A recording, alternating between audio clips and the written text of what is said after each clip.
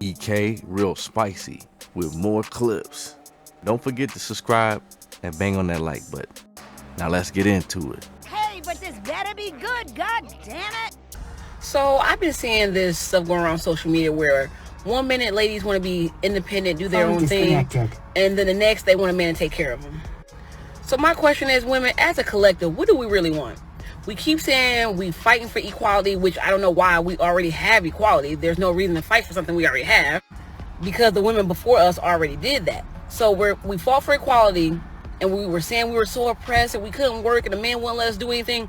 Now we're able to work, and now a man saying, hey, you work now, you should contribute to the household. Now it's, why do I have to contribute? Another thing that's annoying, why is, as black people, we're always comparing ourselves to other races? Stop acting like black men are the only ones asking for a woman to help out in the household. That is not the case.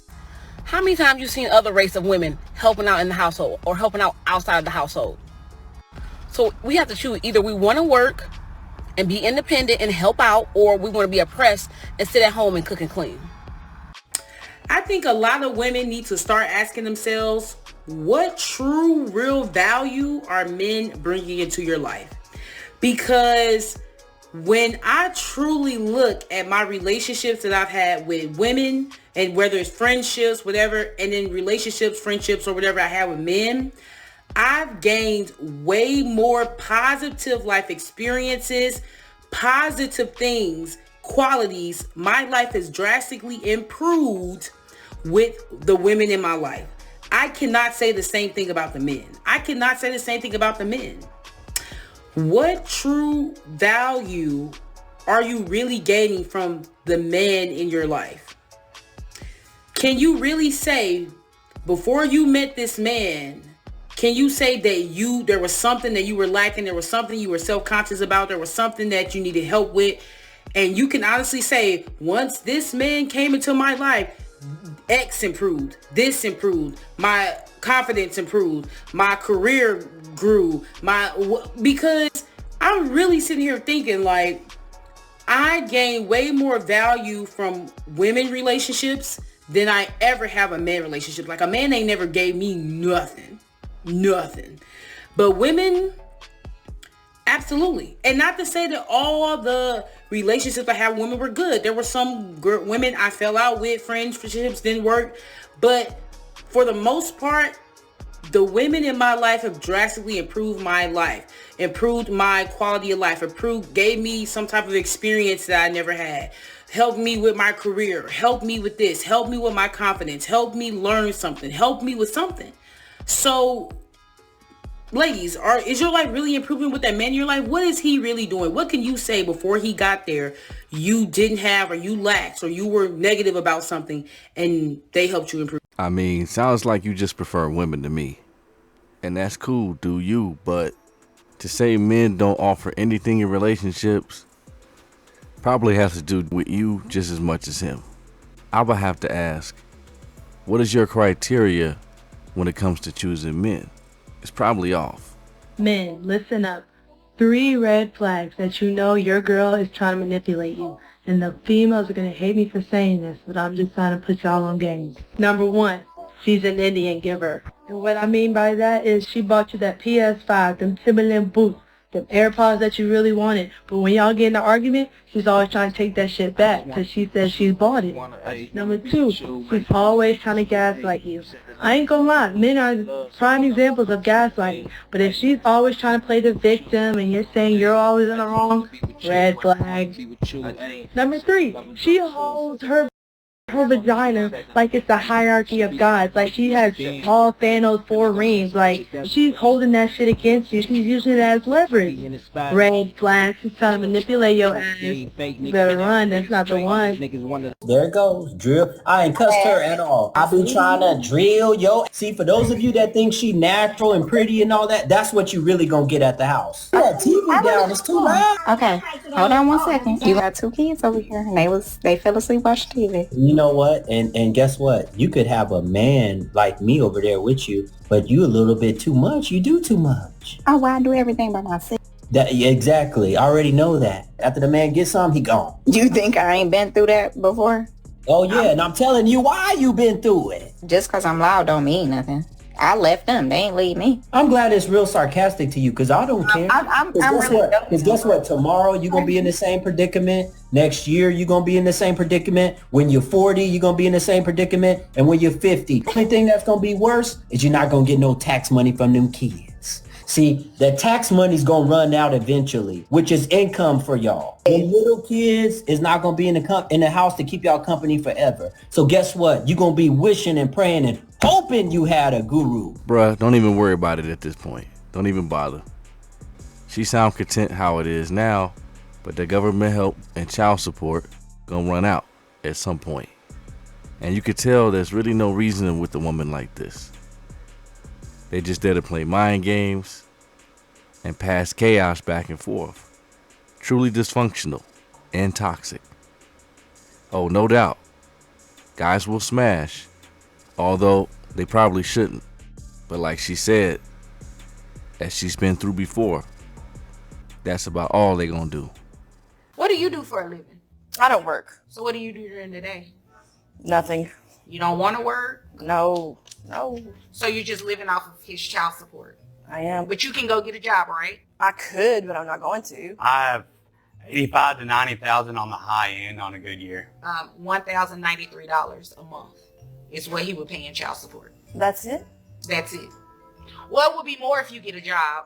He would pay more if I got a job? No, it would be more for the child if you got a job. I found a bunch of movie. He's the main character on the movies. I believe that he has some income that he's actually not reporting. What are the odds this guy actually earns way more than this, but he's just being sneaky about it?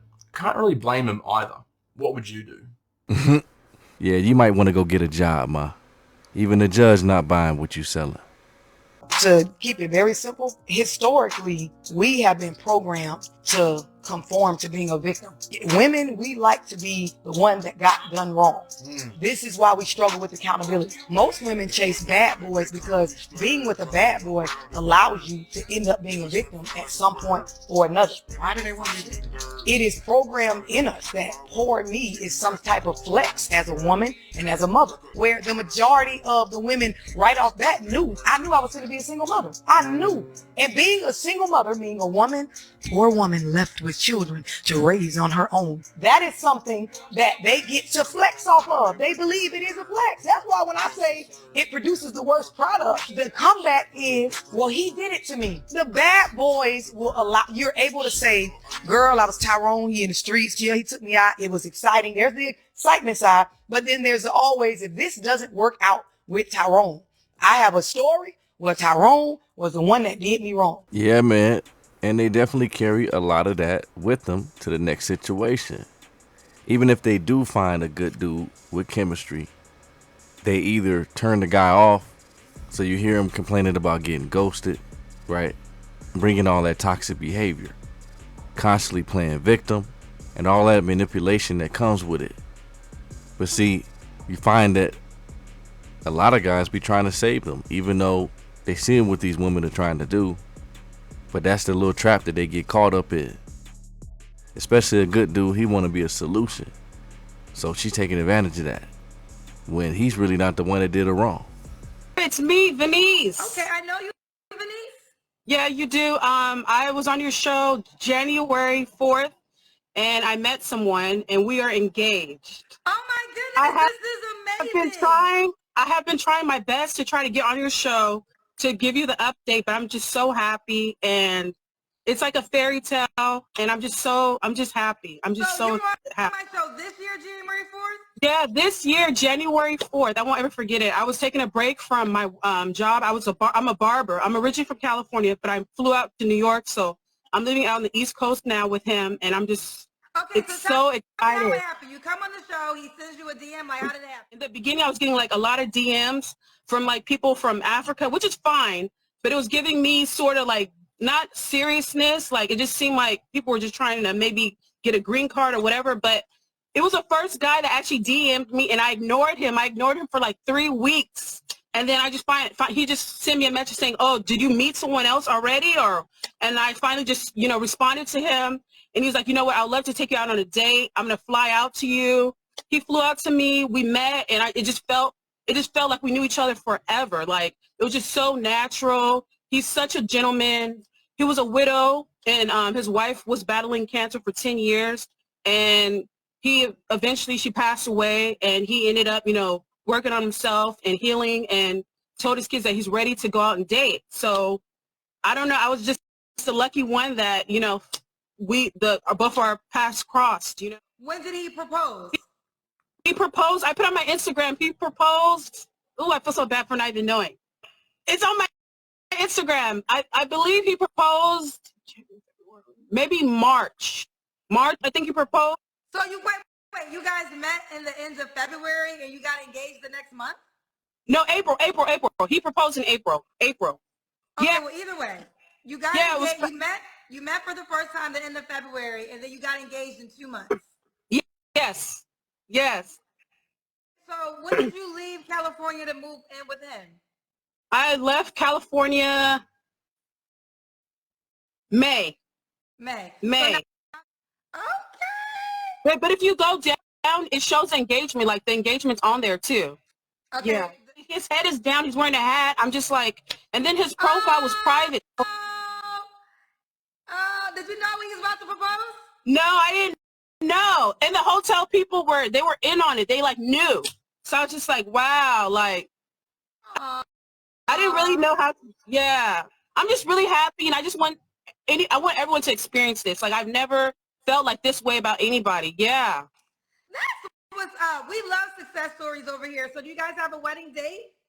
Yeah, it's going to be next year. He wants to do next year in September. I just noticed that a lot of women come on here and they ask for like a man that's 6 feet tall, and he has to have a full beard and hair and make 6 figures or whatever. But you have to, you can't go by that. You got to go by how your heart really feels. And if you could see that this is someone that you can grow to, really, really want to give the shirt off your back for, not someone that's based on their finances or what they physically look like or whatever. For me, I'm physically attracted to him. Yeah, he is bald. He's not 6 feet tall. He doesn't make tons and tons of money, but he treats me like a queen, and I treat him like a king, and I'm just so happy to just be with him. And he's just so kind. It's really true that there are men out there that are really, really kind, and that will treat you the way that you want them to treat you if you just stop looking based on how much money they have in their pocket, how much, they're able to give to you, or what they look like or whatever. But Now, this sounds like a woman who's tired of playing games. If she ever played games like that before, she tired of it, right? And I'd be willing to bet that many women on Kendra's comments are super negative and wishing on her downfall. Or you definitely know they miserable. And yeah, you could say that, she met her guy and they got engaged real quick. They moved forward real fast. But sometimes it happens like that. I'm definitely one to think that you should probably, get in and live with the person that you're going to be getting married to. That's for definitely damn sure. And you should probably give it some time to really make sure that y'all locked in. But, hey, sometimes you got to let people do what works for them and just be happy for them. This lady went from no thanks to can I get a cut when she discovered her reject was rich. That's fun. Let's go ahead and go to some of these ladies and see why they ended up popping their balloon. Okay. All right. Your name and why you ended up popping. My name's Adana, and the first thing I thought was I don't know if you're high, because your eyes are they look like you're not there. Are you on? I'm actually fully here. Your eyes are red too, so kind of the similar thing. Are you on something right now, or no? No, I don't do any type of drugs. I wasn't sure because they look like they're really red. So that's one reason. And then as I heard you speak more, it sounded like you're looking for someone to build you up. Like you want someone to speak on your behalf. I'm like an attorney or what kind of representative? Who speak to who? About what? So I was I was confused. And then I'll just leave it at that. So that was it. Now, is Adana your type? Adana actually is. I really like, her hair. I like her style. I like that color on her. I think if she got to know me maybe a little bit more, she would like me.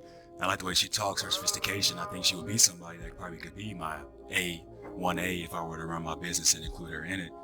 And which way for the business? As far as somebody that's a CEO just like me, so you can take over my same business, vice versa, represent those things, respectability to other people. So say if we're talking about my modeling career, you can speak on my behalf, you know, help me with things like agency. Be your agent? No. Like what's the cut? A partner. Wait, okay, so you'll be the model, and then I would help build your portfolio? No, we would be a business unit. You would learn me and what I do and how to just do that on my behalf, and I would learn the same you. Yeah, I get a cut? Yeah, absolutely. Okay, so what are you doing right now, like as far as your portfolio? Right now I'm an A&R. I'm scouting for young talent right now to sign to new record labels. That's gonna be next 10 years, some of the biggest artists you probably don't know about yet. I do professional model work, I do commercials, I do act. I'm in New York Fashion Week upcoming this 2024 year. Okay, so do you have any artists that... Yes. Do you have a studio? Yes. Where is it? It's over in the Buckeye area, Buckeye, Arizona. Is it elaborate? Yes. It's called Evolve Music Group, LLC. That's my name, Cinco the Wolf. You have an engineer and all that? Yes. I hire people, I employ people. I'm 28 years old. Before this, I was one of the youngest account managers with a company called CenturyLink. They're called Lumen now. I made about $250,000 there on my own just from the contracts that I signed around the state. So you may move into an apartment and they have internet already established there. About 3 years ago, I established that before that place was even built. So when you made that $200K, did you get any revenue growth when you put it into your other business like modeling and... That $200K wasn't just all I made, that was just from one entity. I have several different streams of income. Okay. Something's not adding up. Alright. I'll get the balloon back and I'll think. Let my mind twirl over. Alright. I gotta crunch the numbers real quick. Not crunch the numbers. Alright, we'll be back with you then. She got the snobby look on lock, bro. I ain't gonna lie.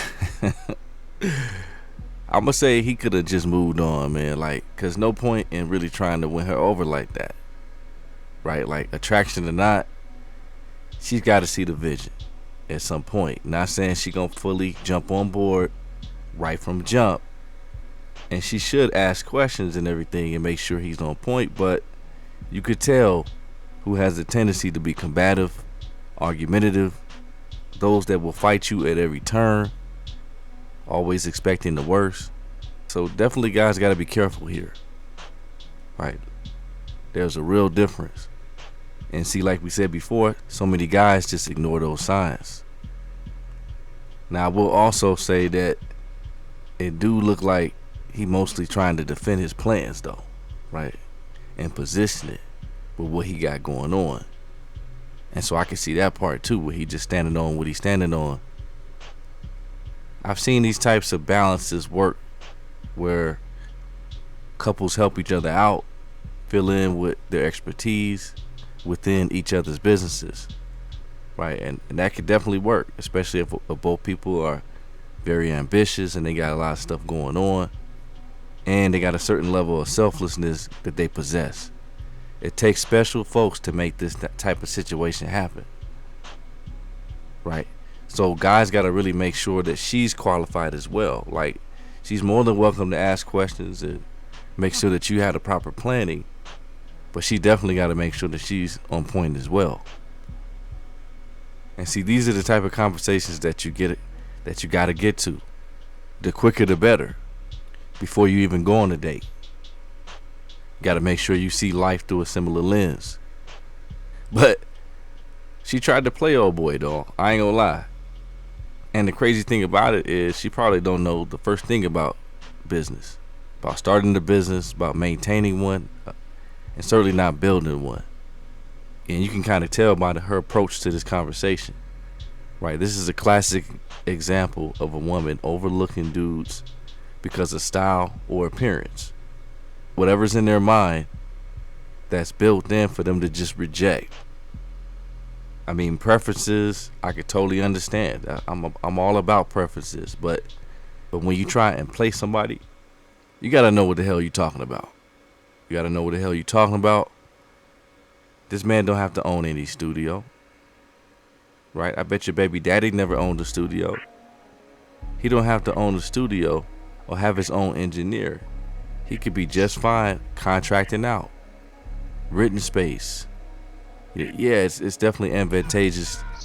A lot of pros to owning, but you got to crawl before you walk, right? And there's also pros with renting out and contracting out. And he can still profit and gain a ton of leverage just depending on his strategy, right? What he chose to focus on and how he runs his business overall, right? His whole business model. He can focus on marketing and promotion, for example, and contract out various other parts of the business, right? From distribution, recording, mastering, and all of that. So to me, this shows a real lack of business acumen on her part. While she's questioning him and grilling him, she doesn't look like she has a lot of experience. Certainly hasn't taken these other things into account. And of course, you see how she kept moving the goalposts to try and win the argument. And that's all too common, right? Like if you're not really down with what he's saying, just keep it moving. But of course, she had to get in a couple digs at the end. But let me know what y'all think, man. What y'all would have did? What would have been your play? Hit me in them comments.